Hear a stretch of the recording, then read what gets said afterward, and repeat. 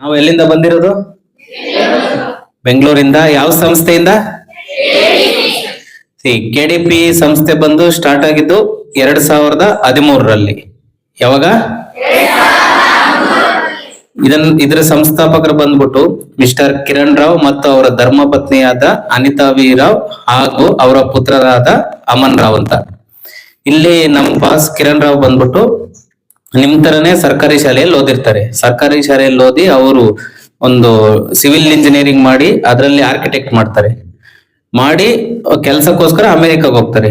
ಅಲ್ಲಿ ಸುಮಾರು ಒಂದು 15 ವರ್ಷ ಕೆಲಸ ಮಾಡ್ತಾರೆ ಅಮೆರಿಕದಲ್ಲಿ. ಎಷ್ಟು ವರ್ಷ? ಹೌದು, 15 ವರ್ಷ ಅಮೆರಿಕದಲ್ಲಿ ಕೆಲಸ ಮಾಡಿ ಆಮೇಲೆ ತಮ್ಮ ದೇಶಕ್ಕೆ ಏನಾದ್ರೂ ತಮ್ಮ ಕೊಡುಗೆ ಕೊಡ್ಬೇಕಂತ ಬಂದು ಇಲ್ಲಿ ಒಂದು ಸಂಸ್ಥೆ ಸ್ಟಾರ್ಟ್ ಮಾಡ್ತಾರೆ. ಅದೇ KDP ಅಂತ ಸ್ಟಾರ್ಟ್ ಮಾಡಿ ಅವಾಗ ಸುಮಾರು ಒಂದು 2 ಎಂಪ್ಲಾಯೀಸ್ ನ ಫಸ್ಟ್ ತಗೊಂತಾರೆ ಕಂಪ್ನಿಗೆ. ಈಗ ನಾವು ಒಟ್ಟು ಹತ್ರ ಒಂದು 50 ಜನ ಕೆಲಸಗಾರರಿದ್ದೀವಿ ಅವ್ರ ಕಂಪನಿಯಲ್ಲಿ. ಎಷ್ಟು ಜನ? ಹೌದು.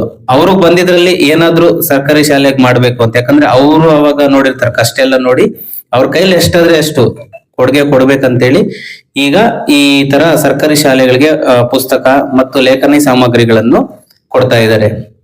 ಅವರ ಮುಖ್ಯ ಉದ್ದೇಶ ಇಷ್ಟೇ, ನೀವು ಇದನ್ನ ಸದುಪಯೋಗ ಪಡ್ಕೊಂಡು ನಾಳೆ ನೀವು ಉನ್ನತ ಸ್ಥಾನಕ್ಕೆ ಹೋಗಿ ನೀವೊಂದು ನಿಮ್ ಕೈಲಿ ಎಷ್ಟಾದ್ರೆ ಅಷ್ಟು ಹೆಲ್ಪ್ ಮಾಡ್ಬೇಕು ಅಂತ. ಈಗ ನಿಮ್ಗೆ ಒಂದು 100 ರೂಪಾಯಿ ಬಂದ್ರೆ 1 ಅಥವಾ 2 ರೂಪಾಯಿ ನಿಮ್ ಕೈಲಿ ಎಷ್ಟಾದ್ರೆ ಅಷ್ಟು ಹೆಲ್ಪ್ ಮಾಡ್ಬೇಕು. ಮತ್ತೆ ನೀವು ಜೀವನದಲ್ಲಿ ಚೆನ್ನಾಗಿರ್ಬೇಕು, ಇದ್ರ ಸದುಪಯೋಗ ಪಡ್ಕೋಬೇಕು ಅಂತ ಕೊಡ್ತಾ ಇರೋದು. ಎಲ್ಲ ಸದುಪಯೋಗ ಪಡ್ಕೊಂತೀರಾ? ಹೌದು. ಅವ್ರ ಮುಖ್ಯ ಉದ್ದೇಶ ಏನು? ಎಲ್ಲರಿಗೂ ನೀವು ಹೆಲ್ಪ್ ಮಾಡ್ಬೇಕು ಅಂತ. ಕರೆಕ್ಟಾ? ಸೊ ಇದನ್ನ ಸದುಪಯೋಗ ಪಡ್ಕೊಂಡು ನೀವು ಜೀವನದಲ್ಲಿ ಒಳ್ಳೆ ದಾರಿಯಲ್ಲಿ ನಡಿಬೇಕು. ಮತ್ತೆ ಮೇನ್ ಏನಂದ್ರೆ ಪ್ರಾಮಾಣಿಕತೆಯಾಗಿರ್ಬೇಕು. ಪ್ರಾಮಾಣಿಕತೆ ಅಂದ್ರೆ ಹಾನೆಸ್ಟಿ. ಯಾರು ಪ್ರಾಮಾಣಿಕವಾಗಿರ್ತಾರೋ ಅವ್ರಿಗೂ ಇವತ್ತಲ್ಲ ನಾಳೆ ಸಕ್ಸಸ್ ಅನ್ನೋದು ಬಂದೇ ಬರುತ್ತೆ. ಅಂದ್ರೆ ಪ್ರಾಮಾಣಿಕವಾಗಿರ್ಬೇಕು, ಮತ್ತೆ ಒಳ್ಳೆ ದಾರಿಯಲ್ಲಿ ನಡಿಬೇಕು. ಈಗ ಶಿಕ್ಷಕರು ಹೇಳೋ ಪಾಠಗಳು ನಂಗೆ ಕರೆಕ್ಟ್ ಆಗಿ ಕೇಳ್ಬೇಕು, ಮನೆಗೆ ಹೋಗ್ಬೇಕು, ಓದ್ಬೇಕು.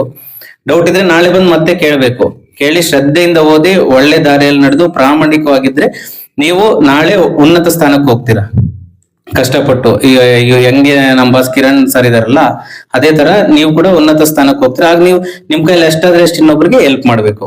ಮತ್ತೆ ನಿಮ್ ಪಾಠ ಹೇಳ್ಕೊಟ್ಟ ಗುರುಗಳನ್ನ ಯಾವತ್ತು ನೆನ್ಪಿಟ್ಕೊಂಡಿರ್ಬೇಕು. ಅವರೇ ತಾನೇ ಇಂಪಾರ್ಟೆಂಟ್ ಈಗ. ಕರೆಕ್ಟ್ ಅಲ್ಲ? ಸೊ ಎಲ್ಲ ಚೆನ್ನಾಗಿ ಓದಿ ಒಳ್ಳೆ ಕೆಲ್ಸಕ್ಕೆ ಸೇರ್ಕೊಂಡು ಒಳ್ಳೇದ್ ಮಾಡಿ. ಆಯ್ತಾ? Okay, thank you. 1,20,000 ವಿದ್ಯಾರ್ಥಿಗಳಿಗೆ ಬುಕ್ಸ್ ಅನ್ನು ಕೊಟ್ಟಿದ್ದೀರಿ ಈಗ ಇಷ್ಟವರೆಗೂ. ಸೊ ಈ ವರ್ಷದ ನಮ್ಮ ಗುರಿ ಏನಂದರೆ 200 ಶಾಲೆಗಳು 6 ರಾಜ್ಯಗಳಲ್ಲಿ 20,000 ವಿದ್ಯಾರ್ಥಿಗಳಿಗೆ ಈ ವರ್ಷ ನಾವು ಬುಕ್ಸನ್ನು ಕೊಡ್ತಾ ಇದ್ದೀರಿ. ಸರಿನಾ? ಸೊ ಇದ್ರದ್ದು ಮತ್ತು ಈ ಬುಕ್ಸು ಜೊತೆ ನೋಡ್ಬಿಟ್ಟು ಕಿರಣ್ ರಾವ್ ಮತ್ತು ಅನಿತಾ ರಾವ್ ಈ ಬುಕ್ಸ್ ಕೊಡ್ತಾ ಇರ್ತಾರೆ. ಸೊ ಅವ್ರ ಜೊತೆಯಲ್ಲಿ ಅಮೇರಿಕಾದಲ್ಲಿರುವಂತಹ ಅವರ ಸಹೋದರ ಮತ್ತು ಸಹೋದರಿಯರು ಏನು ಮಾಡ್ತಾರೆ, ಶ್ವೇತಾ ಶಾ ಮತ್ತು ವಿವೇಕ್ ಶಾ ಅಂತ. ಸೊ ಅವರು ನಮ್ಮ ಕೈಯಲ್ಲಿ ಏನೋ ಒಂದು ಆಗಿದ್ದ ಕೊಡೋಣ ಗೌರ್ಮೆಂಟ್ ಶಾಲೆಗೆ ಅಂತೇಳ್ಬಿಟ್ಟು ಅವ್ರೇನು ಮಾಡ್ತಾರೆ, ಪೆನ್ಸಿಲ್ಲು, ಎರೇಸರು, ಪೆನ್ಸು ಇವೆಲ್ಲ ಕೊಟ್ಟಿರ್ತಾರೆ. ಸರಿನಾ? ಸೊ ಅಮೇರಿಕಾದಲ್ಲಿರೋರು ಇನ್ಸ್ಪಿರೇಷನ್ ತಗೊಂಡಿದ್ದಾರೆ ಇಲ್ಲಿರೋರನ್ನ. ಅಂದರೆ